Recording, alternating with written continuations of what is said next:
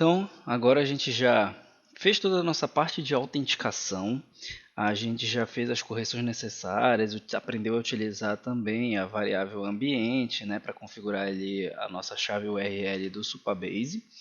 E a partir de agora a gente vai estar utilizando o database de fato do Supabase, né? A gente pode estar olhando aqui na documentação a parte de database, o que, que ele é, né, tendo uma introdução aqui, uma explicação. E basicamente ele é um banco de dados relacional e a gente vai ter acesso aí à parte visual para a gente criar nossas tabelas, editar nossas tabelas e até adicionar dados se a gente precisar. Mas a parte legal é o seguinte, você cria suas tabelas e você já tem ali a possibilidade de estar consumindo no seu front-end, né, com o Supabase. Isso daí que é a parte incrível. Então você não precisa elaborar uma API, né, em criar o back-end para poder estar consumindo esse database aqui. Ele já vai oferecer alguns métodos e funções para a gente estar utilizando e isso facilita muito a nossa vida aqui no front-end. Então vamos lá. O primeiro passo que eu vou estar executando vai ser estar configurando a nossa tabela. Então a gente vai entrar aqui no nosso projeto e aqui na área do editor de tabelas. Como a gente não tem nenhuma tabela configurada, a gente vai em Create New Table. O nome dela vai ser Category, certo? A gente pode colocar alguma descrição aqui. E por que categoria, né, que a gente vai estar criando? Como o nosso projeto é um projeto de estoque, a gente vai ter o produto, mas esse produto pode ser de uma determinada categoria. Então eu vou ter a categoria tênis, vou ter a categoria roupa, vou ter diversas categorias. E assim isso ajuda até mesmo a gente a filtrar no futuro, porque por exemplo, eu vou entrar no estoque, mas eu não quero ver tudo de tudo, eu quero ver somente os tênis e por aí vai. Então isso dá para fazer uma coisa muito bacana no nosso projeto. Na descrição aqui eu vou só colocar categories products, eu acho que é assim que se escreve em inglês. Então o que é legal? Ele já traz para a gente aqui o nosso ID, a nossa coluna ID, que vai ser a nossa primary key, né? Ele já traz marcado aqui, então vai ser o nosso identificador padrão. Ele já traz também a coluna created at, ou seja, para a gente saber quando foi criado. Show de bola. A gente vai precisar de uma outra coluna que a gente pode chamar de name, porque vai ser o nome da nossa categoria de fato, né? Qual é o tipo dela? Vai ser um simples varchar. Aqui a gente pode estar configurando também se ela pode ser nula ou não, né?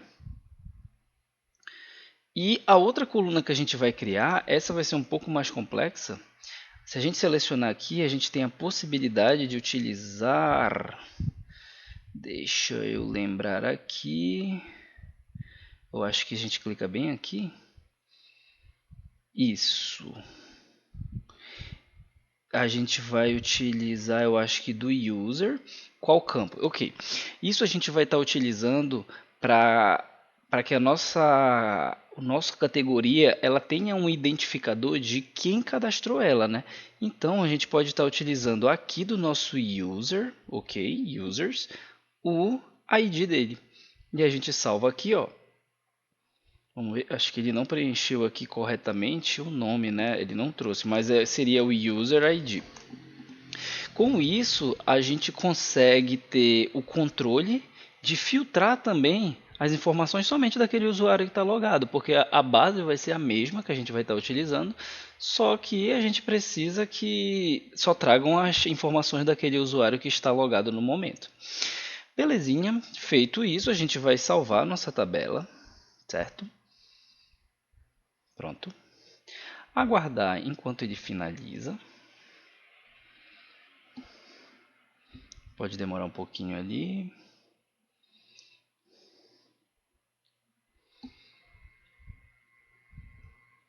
Ainda está criando. Beleza. Já foi criada, né? Aqui ele dá esse RLS Not Enable. Isso aqui é a segurança da nossa tabela, ou seja, ele ainda não está com a parte de tipo o usuário precisa estar autenticado para poder consultar essa tabela, ou enfim, são várias políticas que a gente vai estar vendo posteriormente, a gente não precisa habilitar isso agora. Eu vou fazer o seguinte, eu vou entrar aqui, pegar o ID do meu usuário que eu estou utilizando. O meu é esse aqui, ó. Então eu venho aqui, dou um copy, só para a gente fazer a inserção de um valor qualquer. Opa, não é aqui, é aqui, ó, category. Aí sim, insert row. Tá, o ID ele gera automaticamente, a data já está aqui. O nome da minha categoria pode ser, por exemplo, tênis, como eu falei. Vamos colocar o acento aqui, né? Tênis. E o user ID, que é o que eu quero, é colocar esse aqui. Para eu validar se esse user ID está correto, ó, eu posso clicar aqui em View Data. Ele traz todas as informações, que no caso até o meu e-mail. Então eu confirmo que é um ID válido. E aí eu salvo. Pronto. Então eu tenho já a minha linha aqui, né? A primeira linha da minha tabela. Então eu já tenho o meu Supabase configurado, a minha tabela no Supabase configurado. Agora a gente vai criar o nosso Composable para poder efetuar, né, o consumo dessa API. Eu estou com um monte de coisa aberta aqui, não deveria, mas tudo bem. Então vamos lá. O nosso primeiro passo é criar o nosso Composable. E a gente já fez isso outras vezes, né? Então vai ser bem tranquilo para a gente. A gente vai chamar de userAPI.js. A gente vai ter o nosso export default. userAPI. Aqui está escrito errado, function. Ok. A gente vai ter aqui o nosso return. Return agora para cada método que a gente criar. Ok. A primeira coisa que a gente vai precisar importar vai ser o nosso import use Supabase, já que a gente vai estar precisando dele. Esse autocomplete aqui ele coloca aspas duplas e está errado, a gente precisa colocar aspas simples. O outro cara que a gente vai estar precisando vai ser o nosso user.outUser. Então, os dois composables que a gente fez, a gente vai acabar utilizando, porque a gente vai precisar pegar o usuário que está logado desse cara aqui, e o do Supabase a gente vai precisar pegar o Supabase. Então eu vou ter o Supabase configurado. Ok? E vou ter do meu user.outUser o user que a gente vai pegar daqui do user.outUser. Ok. Também configurado perfeitamente. Como esses dois caras a gente não vai estar usando ainda, deixa eu só comentar aqui. E depois a gente descomenta, né, quando a gente terminar todas as nossas funções. Que tipo de funções a gente vai ter aqui? Serão as nossas funções como se fossem de uma API REST. Então eu vou precisar fazer um GET, eu vou precisar fazer um GET by ID, eu vou precisar fazer um POST, vou precisar fazer um UPDATE e um DELETE. Então são as transações básicas ali de uma API REST praticamente. Então eu vou ter, vamos lá, const list, que vai fazer alguma coisa, certo? Eu já vou deixar async aqui e exportar o meu list. E aí a gente vai trabalhando um por um. Eu vou ter const o meu getById, vou chamar dessa forma, que vai ser de fato buscar alguma coisa através do seu ID. Show de bola. Vamos deixar esse cara aqui. Faltou a nossa setinha aqui.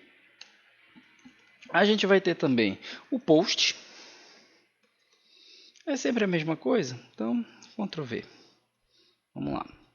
A gente vai ter o nosso update. E a gente vai ter o nosso delete, não pode ter, certo? Se eu não me engano, então a gente vai colocar remove. Porque se a gente colocar delete aqui, ó, ele fala que isso aqui é uma palavra reservada, então a gente não pode estar utilizando. Beleza, então a gente coloca remove. Ok? E aqui a gente vai ter o post, a gente vai ter o nosso update, a gente vai ter o nosso remove. Feito isso, agora a gente vai construir as nossas consultas com base na documentação. Então se você entrar aqui na documentação do Supabase e for em referências aqui, ó, a gente tem a parte de database onde ele explica cada coisa que a gente precisa. Então, por exemplo, um fetch data, o que ele precisa fazer? Ele vai precisar fazer isso aqui. Então a gente pode trazer para cá, Ctrl C, Ctrl V normal, certo? O nosso Supabase aqui agora sim vai poder voltar a ser declarado. Prontinho. E aí a gente vai fazer aquilo que a gente já estava fazendo em todas as outras. Então a gente vai verificar se existe um erro, certo? E aí Se existir, ele vai lançar esse erro. E se não, se tiver tudo ok, ele retorna o nosso data, que vai ser a informação que a gente trouxe. Porém, aqui, a sacada que a gente vai fazer vai ser a seguinte. Como eu vou estar utilizando os mesmos métodos para praticamente todas as tabelas que eu vou estar utilizando, vai ser quase um padrão, a gente pode estar esperando então aqui uma table. Em vez de a gente deixar category fixe aqui, a gente vai mandar a tabela que a gente está buscando na hora da nossa consulta. Então aqui ele recebe o parâmetro table, certo? O que ele vai trazer nesse select da minha tabela? A gente vai solicitar que ele traga tudo. Então, select asterisco, né, para ele trazer todas as informações, neste caso em específico. Claro que isso pode ser mudado e aí a gente pode estar trazendo o campo que a gente quiser aqui dentro. Mas a gente vai precisar do ID, a gente vai querer mostrar a data, etc. Então pode trazer tudo. Beleza. O nosso getById, a gente já vai precisar de dois parâmetros aqui. A gente vai precisar do table e do ID daquilo que a gente está buscando. Então a gente vai criar aqui também o nosso const data. Toda essa parte aqui, ó, essa primeira parte e essa segunda parte vão ser sempre praticamente a mesma coisa. Então a gente vai trazer todas essas informações. Porém aqui a gente vai fazer também o select que a gente precisa, mas fazendo um EQ. Ou seja, a gente vai fazer uma comparação para verificar se o campo ID é igual ao ID passado. Aqui, ó, faltou eu colocar assim. Beleza. E aí, a gente precisa também fazer um if, verificar se tem um erro lançando o nosso true erro. Vou pegar daqui, ó. E aqui tem outro ponto que a gente também precisa se atentar. Como a nossa consulta vai retornar um array, mas como eu estou buscando por ID, o ID é uma chave única da nossa tabela, a gente só quer o primeiro elemento. Então, aqui a gente vai buscar do array na posição 0. Então, apesar dele me trazer, por exemplo, um array dessa forma aqui, ó, name, primeira categoria, e trazer aqui também um array, quer dizer, desculpa, um segundo parâmetro chamado, sei lá, segunda categoria, eu sempre vou trazer o primeiro, mas a chance de esse cara ter o mesmo ID desse cara não vai existir. Então, em vez da gente retornar dessa forma, como ele vai trazer só um, a gente retornar um array, ele na verdade vai retornar somente o nosso objeto, porque eu já estou pegando o que está naquela posição 0. Show de bola. Então a gente já preparou o nosso getById também, certo? No caso do post, o que a gente vai estar precisando? Também a table, a gente sabe disso, porém a gente vai precisar do nosso form, né, que vai ser as informações que a gente vai estar passando. A gente poderia estar chamando de outra coisa, mas eu estou a fim de chamar de form para ficar por padrão aí. Aqui, a gente também vai estar utilizando essa parte padrão, certo? E passando a table. Só que o nosso próximo parâmetro vai ser um insert. Nesse insert eu posso estar passando um array de informações e nele eu vou estar passando o que? O meu formulário, todos os dados do meu formulário, mais o meu user ID. Por quê? Porque quando eu gravo uma informação lá dentro do Supabase, eu estou precisando do meu usuário. Então, eu vou pegar esse user, que está ali em cima que a gente declarou, eu vou pegar o user.value.id, que é o ID desse cara que está logado. Então, a gente retorna aqui, tira do comentário o nosso user as user, nosso composable. A gente já passou o usuário aqui. E aí a gente vai passar esse valor de ID logado para o user ID da tabela. Show de bola. Então na hora do nosso insert a gente passa esses dois parâmetros para a tabela. E aí o restante aqui é o mesmo. Eu vou fazer o meu if error. Só deixar indentado corretamente. E return data também. Mas nesse caso a gente praticamente nem vai precisar. Somente se a gente quiser confirmar ou fazer uma inserção sem recarregar a página ou sem mudar de rota, né? Aí a gente pode pegar essa informação para a gente ter certeza de que está utilizando a informação correta após salvar. Beleza, preparamos o nosso post também. O update vai ser muito parecido com o meu post, Porém, a única coisa que eu vou ter que modificar é que eu vou ter que passar o ID daquilo que eu estou modificando. Afinal, é um update, né? Não é um post. Então vamos lá, eu vou passar o meu table, normalmente, e o form. Ok. Essa parte de cima a gente já sabe que ela sempre se repete. Beleza. Agora, em vez de fazer um insert, eu vou fazer um update, passando todo o meu formulário aqui. Também é um array aqui, certo? E aí eu passo todo o meu form, ou seja, todos os campos que eu tenho no meu formulário. Faltou um ponto bem aqui, desculpa. E aí eu preciso ter mais uma coisa aqui que vai ser o ponto match, ou seja, eu preciso que ele faça isso em determinado ID. Então eu vou passar aqui o nosso ID, que vai ser o form.id, ou seja, o ID que eu estou passando no formulário. Afinal, para eu editar alguma coisa, eu já vou ter consultado no banco e quando eu aperto em editar, eu vou ter todas essas informações lá dentro. Por fim, a mesma coisa aqui, que a gente já está utilizando. O nosso erro e o nosso return data, caso necessário. Agora no remove também vamos utilizar a nossa primeira parte, que ela é padrão para todos. A gente vai usar agora o ponto delete. E o que a gente vai deletar? Algo, né, que a gente pode estar utilizando o nosso ID. Esse ID a gente vai passar aqui como parâmetro a nossa table primeiro e por segundo o nosso ID. Então, para a gente manter o padrão também. E por fim, se o delete der certo, desculpa, errei. O delete é só o método, mas o match é igual daqui de cima. Ó. A gente faz, na verdade, o delete através do ID, então é muito igual o update. Então a gente tem que dar o match aqui e aí sim buscar, em vez de form ID, somente o nosso ID.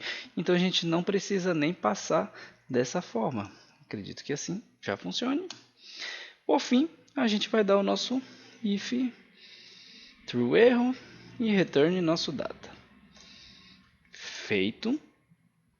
Com isso a gente acaba o nosso composable, né? E aí a gente vai estar utilizando, ó, aqui está faltando só um espacinho. E aí esse cara a gente vai estar utilizando em todas as nossas rotas a partir de agora. Só que antes disso, a gente vai precisar também configurar o nosso menu. Deixa eu ver se eu não estou com o projeto rodando. Vamos rodar aqui rapidinho. Só para a gente dar uma olhada em como ele está estruturado, certo? Aguardar aí ele fazer levantar o servidor local. Levantou, ok. Eu não estou logado. Eu não lembro mais essa senha, tá? Deixa eu ver aqui se é 1, 2, 3, 4, 5, 6 ou ao contrário. Ok, logou. Então a gente está caindo atualmente, quando a gente loga, numa tela padrão, certo? E a gente tem esses menus aqui que ele já vem junto com o scaffold, né, o projeto padrão do Quasar. E a gente precisa modificar isso daqui para que a gente tenha acesso às nossas rotas, porque isso daqui só está nos levando a links da documentação do Quasar, etc., da comunidade, etc. Só que a gente precisa atualizar para a nossa aplicação. Então vamos fazer isso agora também, porque o nosso vídeo ele ainda está aqui em 18 minutos, a gente consegue fazer isso, para não ficar tão longo também. O que a gente vai fazer? Aqui no Main Layout, a gente tem toda essa nossa configuração do layout. O layout ele é toda essa parte daqui, ó, do menu, que é reutilizável, ou seja, todas as páginas têm acesso a isso, e também essa parte aqui do navbar, todas as páginas têm acesso a isso. O que muda é sempre esse conteúdo daqui de dentro, e isso aqui de fato é a nossa key page. Se a gente observar aqui no inspecionar, deixa eu colocar para cá para baixo para a gente entender mais fácil. Eu acho que eu tenho que dar uma recarregada aqui. Deixa eu dar uma olhada. O meu View DevTools não está aparecendo aqui. Eu não sei porquê. Ele está dando View Not Detected. Deixa eu acessar outra página aqui. Para ver se ele consegue detectar agora. Não sei porquê. Por algum motivo ele não está conseguindo detectar. Mas essa parte aqui, ó, Hello Patrick Monteiro, é toda a nossa página, certo? Não sei porque o meu View DevTools não está detectando, não sei se eu preciso fazer alguma atualização. Provavelmente sim, porque esse aqui é View 3, então eu preciso estar atualizando mesmo o meu View DevTools.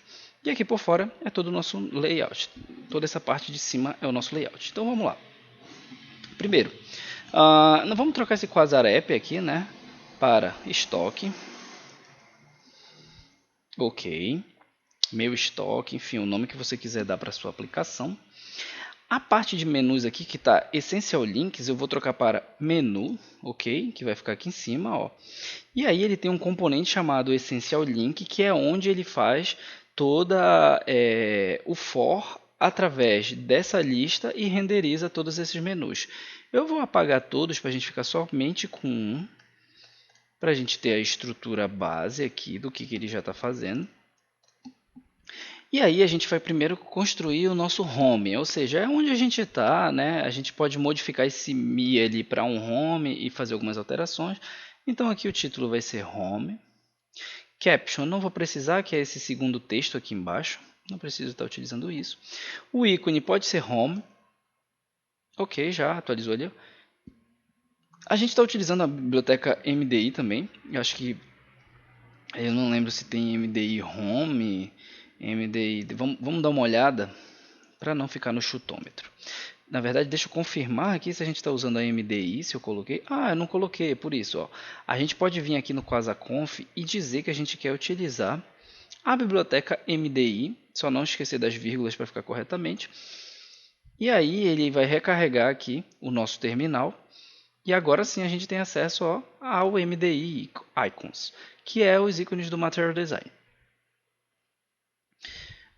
Na verdade, MDI V5, deixa eu só ter certeza se é esse aqui. Ok.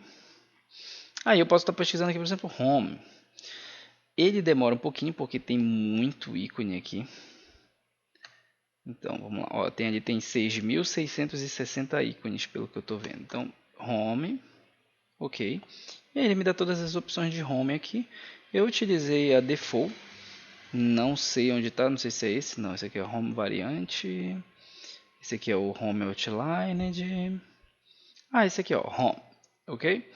Então eu coloquei aqui o MDI, se a gente voltar aqui, ó, MDI Home, ok?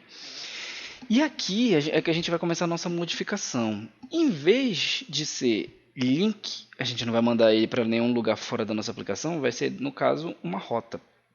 Então aqui eu vou colocar route name e passar o nome da nossa rota, que atualmente é ME, que é essa principal ali quando a gente acaba de logar. E aí a gente vai ter que vir aqui em componentes no Essential Links, que é o que ele usa para montar aqui. Aonde tem essa parte de link aqui a gente vai ter que modificar, então vamos modificar primeiro a props. Essa props não vai mais existir, vai se chamar route name, ok? Ela continua sendo string, continua sendo default. O default dela pode ser vazio. E a gente tira esse href, a gente não precisa mais, esse target, esse tag a gente não precisa mais, e a gente vai colocar no lugar aquele nosso carinha que a gente já utiliza em vários cantos, que é o to. Esse to vai mandar para alguma rota, e aí eu posso colocar aqui ó, o name e passar aqui o route name, que é o nossa nova propriedade, né, que a gente está passando aqui, o nosso novo props. Salvei, vamos olhar como é que está aqui na nossa aplicação. Ó, ele já está marcado como se estivesse, né, de fato ali já ativa, porque eu estou na rota atual que ele deseja. Então, se eu mudar aqui o nome da rota para MES, por exemplo, ó, aí ele já não está funcionando porque eu não estou na mesma rota que estou atualmente. Então, beleza, aqui já está funcionando. E a nossa próxima rota que a gente vai estar criando vai ser Category. Vamos pesquisar aqui um ícone para Category. Ó, ele já tem um legalzinho aqui que se chama Shape. Vou usar o Shape Outline. Então, Shape Outline. Vamos ver se funciona legal aqui. Ficou legal. Só que observa que ele está marcando os dois. Por quê? Porque como esses dois caras são filhos da rota principal, ou serão ainda, né? Porque na verdade essa rota nem existe. O correto é, aqui nesse Essential Link, a gente tem que utilizar um cara chamado exact. Esse exact vai pegar de fato somente a rota com o nome exatamente como ela está ali na parte da URL. Porém, como a gente ainda não tem essa rota, vamos criar os arquivos que a gente vai precisar de página agora de categoria. Então eu vou criar uma nova pasta para a gente organizar aqui, category, para a gente ter uma organização melhor. E aí, o nome do nosso novo arquivo vai se chamar list view, que vai ser a lista de categorias que a gente vai ter, né, cadastrada no nosso sistema. A gente vem no nosso arquivo de rota, nas rotas aqui, e aí a gente vai criar a nossa próxima rota. Então, eu vou colocar vou colocar uma vírgulazinha aqui. Deixa eu fechar aqui o menu, aí assim fica mais fácil da gente ver. Beleza. Como é que vai ser o nome da nossa rota? Category. O pet, na verdade, e o name também. Eu gosto de manter praticamente bem parecidos os dois. E aqui as pages ela vai estar dentro da minha pasta category barra list. Então eu já sei que essa daqui é a minha lista de categorias, certo? Salvei. Se a gente voltar aqui, vamos ver, tá tudo correto. No nosso, deixa eu dar uma recarregada aqui só para ver. Por algum motivo, ele está mantendo ainda. Deixa eu ver se eu coloquei. Faltou mudar aqui, certo? Aqui no nosso main layout, faltou mudar o nome da nossa rota para category. Então agora sim, ó, ele não está nela ainda. Se eu clicar, ele vai para algum lugar em branco. Porém, a gente colocou a nossa rota também no lugar errado, ó. Se a gente observar, a gente está dentro do login layout e as rotas autenticadas estão aqui embaixo. E está correto ele fazer dessa forma quando eu clicar, ó, ele não mostra nada, porque ele está utilizando o layout de login. Então a gente vai remover daqui, Ctrl X, e colocar na área logada de fato. Agora, acessando o Category, a gente tem uma tela em branco porque a gente ainda não colocou nada aqui dentro do nosso list, certo? Vamos colocar aqui um template. Ok. E aí, o que a gente vai precisar dentro dessa nossa lista? A gente vai precisar ter um QPage, como sempre, né? QPage, não esquecer disso. A gente vai precisar colocar um page nesse QPage. Calma que foi muito P agora para a gente falar. A gente vai colocar um div aqui com class row. E aí o que a gente vai colocar aqui dentro da nossa tabela, da nossa lista de fato? A gente vai precisar de uma tabela. Essa tabela a gente pode visualizar dentro da documentação do Quasar Framework, em View Components, aqui na área de Table. Olha só. Então a gente pode estar pegando aqui o exemplo mais básico que tiver, certo? Somente para a gente se basear e vê-la renderizando. Então a gente pode pegar a QTable, vamos jogar aqui dentro. Ok, o nome da nossa QTable aqui, o título vai ser Category, beleza. Aí a gente vai precisar criar o nosso script, não esquecendo disso sempre. Lá na documentação aqui, ó, nesse exemplo, ele tem um array de colunas. Eu não preciso que ele esteja dentro do setup porque isso aqui é estático, não está mudando. Então, vamos pegar aqui esse array inteiro. Aqui fora. Certo. Tem muitas colunas aqui. A gente não vai precisar de tudo isso daqui. Vamos colocar aqui umas 3 colunas, só para a gente ter base, né? Então vamos apagar aqui. 3 colunas está ótimo. Agora, se a gente olhar aqui na documentação, ele também tem as rows, né, de exemplo. A gente pode estar copiando, só para a gente dar uma olhada, né, dela funcionando e tudo mais. Vou colocar apenas uma única row. A gente pegou aqui, ó, calorias, fat e carb. Então, o name eu posso apagar, calorias, fat, carb fica. Aqui eu posso tirar, aqui eu posso tirar, aqui eu posso tirar e aqui eu posso tirar. Como aqui ele precisa da row key name, essa row key é o que? É o nosso identificador. Lá no V4 a gente utiliza uma key, certo? É basicamente isso. Então a gente pode estar utilizando aqui, por exemplo, calorias, somente para questão de exemplo. Beleza. Agora o nosso próximo passo vai ser... Não é dessa forma que a gente está criando nossos componentes, né? Como a gente está utilizando o Vue 3 aí, a gente está utilizando o Define Component. Então, Define Component. Volta, Define Component. from view, ok? E aí a gente vai criar aqui o nosso export default, define component, agora sim certinho. A gente vai ter o name, que vai ser o nome daqui da nossa page category list, ok? Colocamos uma vírgula. A gente vai precisar ter o setup, ok? A gente tem que dar um return do nosso columns e do nosso rows. E acredito que fazendo isso a gente já tem a nossa tabela aqui renderizada. Porém, a nossa tabela está piquitita e a gente quer que ocupe, né, a página inteira. Então a gente pode colocar uma classe aqui de col12, porque a gente sempre vai ocupar a tela inteira, mesmo que seja no mobile. Então ele continua na tela inteira. Partes legais de utilizar a tabela do Quasar. Já vem com paginação automática, já vem aqui também com a seleção de quantidade de linhas que a gente quer visualizar. Se a gente observar, está tudo alinhado à direita. A gente pode personalizar também isso aqui na criação da nossa coluna. Então, por exemplo, na verdade ele está alinhando ao centro, esse caso aqui, ó. Então se eu colocar left, ele já joga a coluna para lá. Eu quero fazer a mesma coisa nos outros. Não tem nenhum outro sendo alinhado. Vou colocar aqui como segundo parâmetro também, só para ficar igual. Nesse, faltou vírgula aqui, faltou vírgula aqui. E agora todos left, todos, né, alinhados à esquerda. Outra coisa que a nossa tabela vai precisar. A gente vai precisar de uma coluna de botões de ações, né, também. A gente já pode estar alterando essas colunas para aquilo que a gente vai estar trazendo da nossa base de dados do Supabase. Então, o que a gente vai estar renderizando aqui?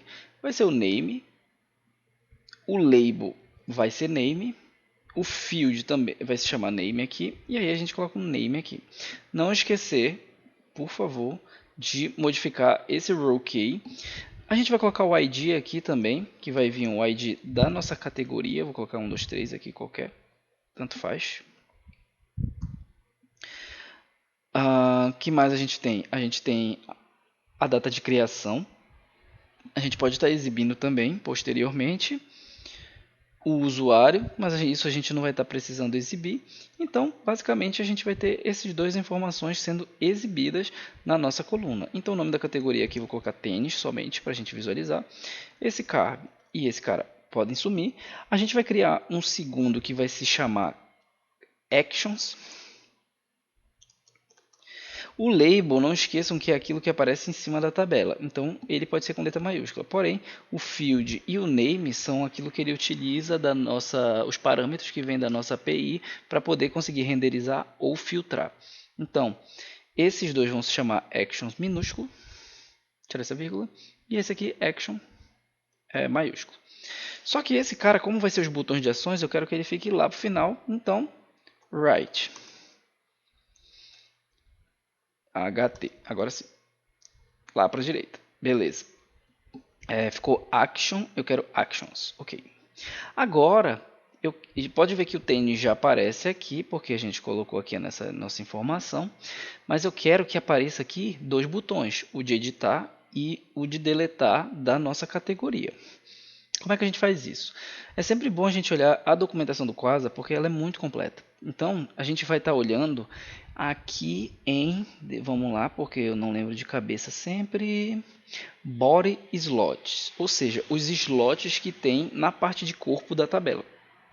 Então, existem diferentes possibilidades. Existe o body slot que vai modificar dessa forma. Então, eu modifiquei coluna por coluna, observa, né? É um trabalho ali de repetição. A gente tem o body cell slot, ou seja, a célula inteira ali ele vai estar modificando. Então ele faz uma única modificação aqui, ó, no QTD e todos são impactados. Show de bola, mas não é isso que a gente precisa. É esse cara que a gente precisa. A gente precisa modificar uma coluna nomeada, uma única coluna que eu quero estar modificando. Então a gente vai olhar aqui, o que ele faz? Ele tem aqui um template com o body, cell e o nome dessa coluna que está sendo modificada. A gente pode estar copiando todo esse código de template apenas E aí, em vez da gente fechar a nossa tabela dessa forma, a gente vai fechar dessa para poder colocar o nosso template aqui dentro. Alinhar correto para ficar bonitinho. Qual é o nome da coluna que a gente vai adicionar os nossos botões? Vai ser Actions. Então, Body Cell, Actions. Ok, essa div aqui não vai existir. E nada disso aqui vai existir também. O que a gente vai ter aqui dentro? Um QBTN, correto? Esse QBTN não vai ter label, a gente não vai ter lá escrito editar, vai ter apenas um ícone. Então a gente vai colocar um ícone, vamos buscar o nosso ícone aqui, edit, vamos ver se ele tem alguma coisa para edição. Então ele tem aqui, ó, por exemplo, Pencil Outline, então eu posso estar utilizando o MDI Pencil Outline. Vamos ver o resultado do que está sendo feito. Olha só, o botão já está aparecendo aqui. Agora a gente vai colocar uma cor, né? Então, color, pode ser primary, nossa cor primária, mas a gente pode utilizar um info. Acho que o info está azul. Pode ser o info. Só que esse botão está cheio de espaço. Então, quando eu colocar o meu segundo botão, ele vai acabar ficando muito grande, principalmente se a gente for utilizar no modo mobile. Olha o espaço que esse cara está ocupando. Eu não preciso desses espaços laterais, né? Então a gente utiliza aqui uma diretiva chamada dense. Essa dense ela tira todos os espaços na lateral e deixa somente o ícone. Beleza, ficou bem legal. A gente pode copiar esse cara para cá para baixo e criar o nosso de deletar. O deletar a gente vai precisar ali de um trash, né? Seria um lixeiro. Olha só esse aqui legal, delete empty. Delete outline, vamos colocar então um delete outline. A nossa cor vai ter que mudar também.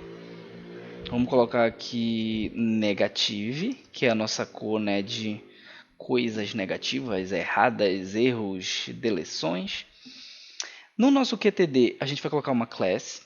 Essa class vai ser uma que a gente utiliza aqui bastante para fazer os espaçamentos, que é Guilter. Como a gente vai colocar somente no sentido horizontal, a gente utiliza o Guilter X e o tamanho que a gente colocar no espaçamento entre eles. O SM já está ótimo, porque a gente tem que olhar para o first mobile, né? Ali para primeiro a gente olhar para o mobile e depois a gente ir para o desktop. Se a gente for para o desktop, ficou joinha, muito bom. Agora a gente vai colocar uma coisinha interessante também, que é o seguinte. A gente pode até modificar o tamanho, se a gente quiser. A gente pode colocar um SM, um size SM. Também fica bonito, tá? SM. Só que aí, o que é a parte interessante que a gente vai colocar? Quando eu passo o mouse aqui, não sei do que é esse botão e nem desse. Eu estou indo, né, assim por intuição do que está no ícone. Mas existe um cara legal aqui, ó, que é o Tooltip, no próprio Quasar. Então, ele tem aqui, ó, o hover. Então, a gente pode estar implementando esse Tooltip dentro do nosso BTN, igual como já está aqui no exemplo. Então, basta a gente colocar ele dentro do nosso botão. A gente não já tem o nosso botão aqui de editar? Basta a gente fechar ele dessa forma e colocar a informação aqui dentro. Então a gente vai colocar aqui, ó, edit, certo? Copia novamente esse Tooltip para a gente colocar aqui dentro. Joga ele aqui. Delete ou remove. Vamos passar aqui, ó, edit, delete. Show de bola, cara, tá muito bacana já. Ok, só que eu não tenho o botão de adicionar a minha nova categoria. Então a gente pode estar colocando ele aqui em cima, ó, no topo da nossa tabela. Então, se a gente voltar aqui para a nossa documentação de tabela, ele possui aqui, ó, vamos ver, Custom Top. Esse Custom Top eu posso estar customizando o topo da minha tabelinha ali. Só que com isso a gente acaba perdendo o título. Então a gente vai ter que implementar esse título manualmente, né? E aí a gente vai ter um outro template aqui dentro. Vamos observar como é. O nome dele é template vslot top. Então vamos copiar. Vamos jogar aqui. O que a gente vai ter dentro desse template no top? A gente pode colocar um spanzinho aqui para colocar o nome do nosso do que é a informação que está dentro dessa nossa tabela com uma classe. Essa classe vai ser um text h6, né, que vai ser um título, e aí vai ser category. Esse cara aqui a gente não vai precisar mais, a gente pode eliminar. A gente vai colocar um key space, certo? É um espaçamento que ele coloca aqui. E aí sim a gente vai ter o nosso QBTN novamente. Nesse caso a gente vai ter o nosso label, que vai se chamar new ou add new, tanto faz. A nossa color pode ser primary nesse caso. Vamos dar uma olhada como está ficando. Olha só, que legal, cara. Category funcionou corretamente. E aqui o nosso add new. Beleza. Então, acho que era isso que a gente precisava configurar para esse momento atual da nossa tabela, certo? O próximo passo vai ser criar o nosso formulário também para adicionar as informações da nossa categoria, que basicamente vai ser somente um nome, né? E por fim, utilizar a nossa nova Composable API, User API, para poder adicionar, editar, deletar e listar as nossas tabelas que estão lá no database. Então, como esse vídeo aqui já está bem extenso, eu vou parar por aqui e no próximo vídeo a gente continua para finalizar essa parte daí toda do nosso formulário e realizar o nosso CRUD por completo. Então, continue acompanhando o canal.